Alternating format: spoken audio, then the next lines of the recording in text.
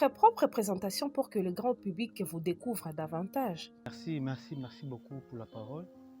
Moi, c'est le pasteur José Mwaka.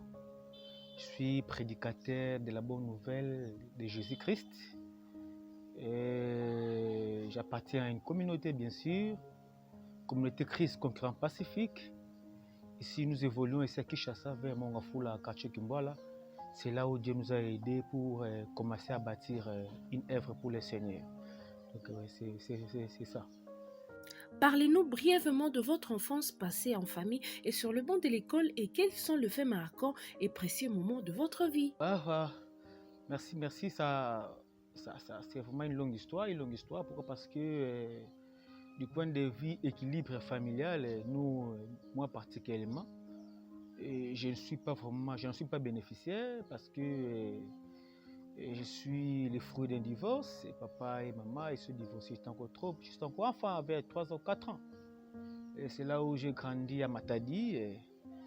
Et papa était ici à Kinshasa et moi j'étais à Matadi.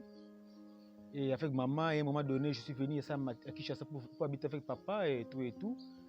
Mais ce qui est vrai que non, du point de vue construction familiale, nous sommes au nombre d'une dizaine d'enfants du côté papa et côté maman, je suis unique garçon et unique fils, unique enfant. Mais ici, j'ai grandi à Matadi, ici à Kinshasa, je suis là pour faire mes études, tout. Procher mon diplôme, continuer d'autres études. Mais je suis vraiment de plein pied à l'église et à l'évangile de mon ministère. Donc c'est un peu ça. Bon, les deux côtés, je dirais, positivement parlant, je dis que non, Dieu nous a gardés, premièrement, Dieu nous a gardés. Nous sommes comptés parmi les vivants et il nous a protégés. Par le fait que non, j'ai quitté le monde pour le Seigneur, ça c'est un fait marquant. Positivement, j'ai dit oui, c'est vraiment un fait marquant d'avoir quitté le monde, laisser tout ce que nous faisons pour le monde et embrasser notre vie, une nouvelle vie, la vie en Christ. Ça c'est un fait vraiment marquant. Deuxièmement, je disais que non, négativement, personnellement, il y en a tellement nombreux de faits qui m'ont marqué négativement. Peut-être que non, d'abord je suis fruit d'un divorce, ça c'est vrai. D'abord, le divorce, c'est pas bon de nature. Mon père et ma mère se divorcent, ils sont comme ça. C'est pas bon pour un enfant qui veut voir sa vie, qui veut voir les bonheurs de sa vie et passer par cette étape-là. C'est vraiment désolant. Je crois que le reste, c'est bon. Le reste, c'est bon. D'où et comment vous est venue la vocation de faire ce que vous faites maintenant et qui connaît plein de succès?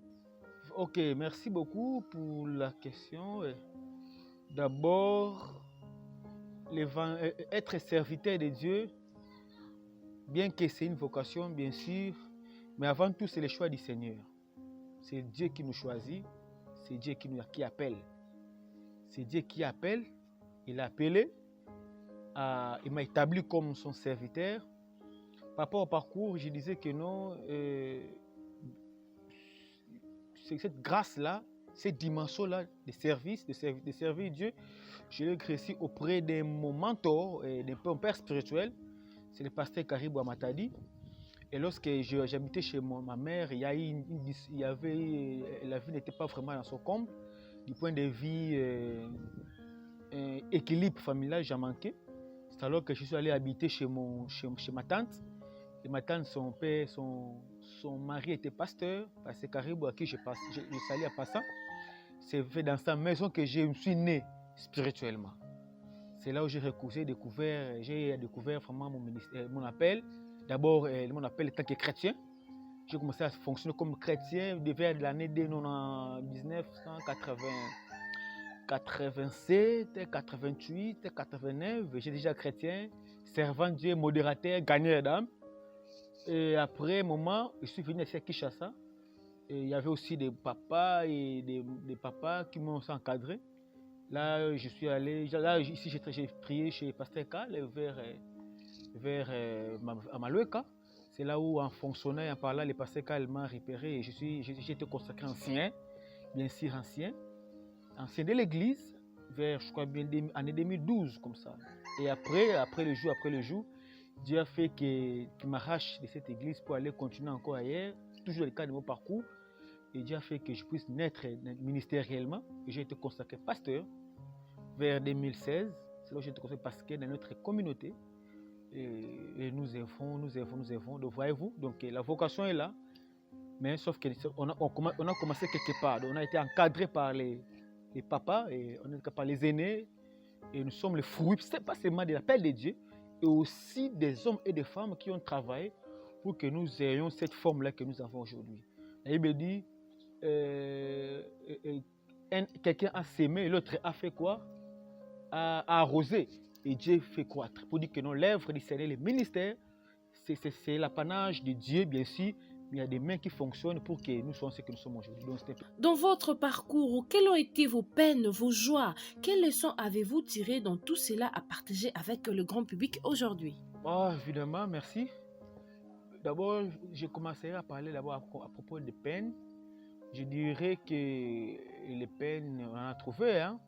Vous savez, j'aime beaucoup ce passage que lorsque Paul dit à Timothée, Timothée, mon enfant, viens souffrir avec moi comme un bon soldat dans les Seigneurs. Un bon soldat en Christ. Donc pour dire quoi?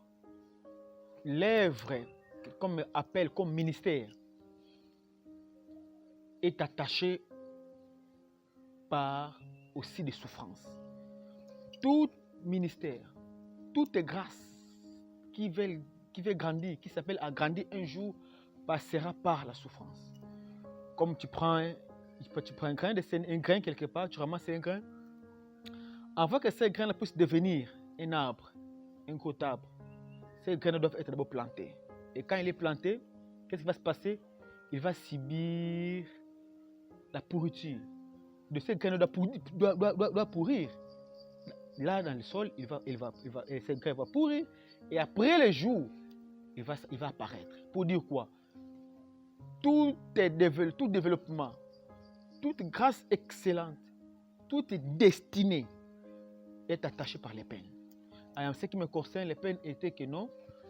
D'abord, par rapport aux gens, par rapport aux déceptions les uns les autres, les gens peut-être en qui tu peux te confier en eux par rapport à l'œuvre, et après les temps, ils peuvent te tourner le dos. Ils peuvent parler mal contre toi. Et vous savez, cette affaire de l'évangile, il y a les ministères. Quand on parle de ministère, il y a à côté des ministères ce qu'on appelle la trahison. La trahison ou les souffrances sont attachées à ce qu'on appelle les ministères. Mais cela ne sont pas des freins pour nous arrêter de bien fonctionner, mais en fait, c'est la force encore qui nous donne d'avancer et d'aller vers notre destinée. Et ce qui m'a fait tellement mal, rencontrer des hommes qui tu as considéré comme aînés, des gens auprès de qui tu peux avoir, tu peux bénéficier d'un réconfort, qui peuvent te montrer le chemin, mais ces gens-là, à un moment donné, nous ont fait du mal, nous ont causé du tort. Là, le chemin faisant, on sait. Et les gens, d'autres sont servis de leur chair pour parler de mal contre nous. Ça fait trop mal. Et aussi, en pleine œuvre, tu peux avoir des fils, des filles, des hommes et des femmes en qui tu dois s'aimer quelque chose de surnaturel, quelque chose du ciel, du royaume. Mais après le jour, ces gens-là peuvent retourner contre toi. Voyez-vous? Et quand on fait l'addition de tout ça, on comprend que la peine m'était non pour moi. Donc j'ai rencontré des coups de gauche à droite. D'une part, les gens auprès de qui étaient comme aînés. D'autre part aussi, les fils ou les filles que tu as pris, en qui tu dois déverser la grâce que Dieu t'a donnée. Et ces deux catégories-là nous ont montré vraiment quelque part les chocs. Nous ont montré les chocs. Mais ce qui est vrai, cela n'est pas nous empêcher de continuer. Mais sauf que non, pour moi, j'appelle ça comme c'est de l'essence. Les peines, les souffrances, les déceptions, les trahisons de gauche à droite, ça constitue pour moi comme de l'essence qui me force d'aller encore bien avant et de bien courir dans ma marche vers ma destinée. Donc, c'est un peu ça.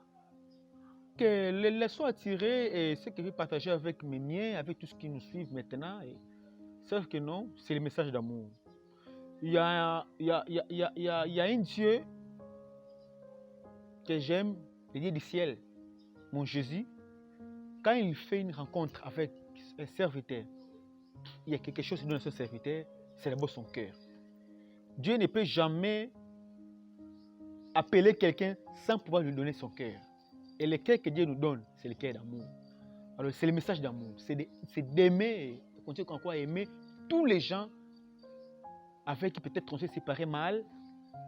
Et avec les gens, une catégorie de personnes qui viendront après. Et je présente seulement mon message d'amour et que je les aime tous dans l'amour du Seigneur Jésus-Christ. Et tout ce qui pouvait rester, c'est l'amour. Quand on ouvre la Bible, tu prends la Genèse jusqu'à l'Apocalypse, le message clé, c'est l'amour. Donc, ce que je peux donner comme leçon, aimer, aimer et aimer encore. Donc, c'est ça. Que pensez-vous de la vie après la mort? Donc, en tant que chrétien d'abord, après la mort, il y a ce qu'on appelle la vie. Il y a une vie après la mort. Et cette vie-là, on peut qu'en avoir cette vie après la mort par rapport à la décision que nous prenons aujourd'hui quand nous sommes encore en vie. Et c'est quoi la décision? C'est d'accepter Christ comme son Seigneur et Sauveur. Quand il y a Christ dans ta vie, sache bien que non, ton éternité est assurée. Donc après la mort ici, il y a ce qu'on appelle l'éternité. Cette éternité-là, tu peux les vivre soit positivement, soit négativement. Positivement, c'est quoi? C'est être dans l'essai d'Abraham, c'est partager votre place avec Christ. Toute votre éternité. Et négativement, c'est vivre dans l'enfer, dans la gêne, et vivre les faits pour tous les jours et pour tous les temps. Alors après la mort, il y a une vie qui existe. Et je lance aussi l'appel à tous les gens qui me suivent maintenant là, et que c'est les moments particuliers, pas quand tu as encore tes deux narines sont encore en vie, tu respires encore, tu as encore le souffle de vie en toi, c'est le moment propice qu'il faut avoir Christ comme son Seigneur et Sauveur, en fait que votre éternité soit garantie. Donc en fait c'est ça. Donc après la mort, il y a la vie. Et la vie en Christ, c'est l'éternité, c'est que nous pensons, c'est que je vois et c'est que je vais vivre. Avez-vous un message particulier à adresser aux citoyens du monde qui vous suivent maintenant? Ok, message particulier, je m'aurais dit quand même à tout le monde que non, les moments vraiment est tellement dit. Aujourd'hui, présentement, partout dans le monde, ici à Kinshasa, au Congo et ailleurs, le temps vraiment est dur, trop dur. On se pose la question si vraiment que notre Dieu est là. On se pose la question si vraiment que non, le Dieu des Congolais est toujours là. Mais moi, je voudrais lancer l'appel à tout le monde que non, il y a un Dieu qui existe. Et ce Dieu-là, malgré tout ce que nous vivons, malgré tout ce que nous sommes en train de vivre en termes de maladies, en termes de pandémie, de corona, en termes de famine, tout, cela n'efface pas la présence de Dieu. Mais je vois un Dieu qui est plus présent dans nos difficultés, dans nos problèmes, dans nos souffrances. Donc Dieu est plus présent de nous. Toi qui es là, qui me suis, toi qui es de gauche à droite, au Congo, ailleurs, je vous lance le message, c'est de croire et qu'il y a un Dieu qui existe. Donne sa vie à ces dieux, confie-toi à ces dieux-là, il va te prendre en charge. Et bien dit, venez à moi, vous tous qui êtes fatigués, c'est chargé. Moi, je vous donnerai les repos. Donc, les repos est entre les mains du Seigneur. Mais le problème est sur la terre, mais le repos est entre les mains du Seigneur. Acceptons Christ, venons vers lui et il nous donnera son repos. C'est ça. Merci beaucoup.